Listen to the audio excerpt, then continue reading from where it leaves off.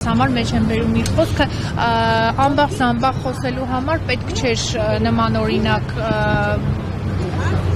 դատավարություն տեղի ունենար եւ որ Իրանից պետք է ճիպոտներով նմանօրինակ իրադարձություն կա դա որդեգրել եւ դա կիրառել հետո իհարկե ինքն իրեն արդարացրեց նշելով որ կատակ է արել Դե ինքը կատակի մասնագետ է Թողետ Բաբայանը նախ եւ առաջ իր ընտանիքի մասին պատմի իր սիրուհիների մասին խոսա իր ընտանիքի աղճատված վիճակը թող պատմի ժողովրդին հետո հասնում էր Սրբազանին հետո վայ որ հասնում էր Սրբազանին հələ մի հատ դրա ոտից գլուխ մի հատ դրան նայեք իդիշ մարդ է Սրբազանի հարցերն անում Չէ Առաջարկված ճիպոտահարել Իրան պետք է ճիպոտահարեն իրար սիրաղները որ մեկից մեկին անցնում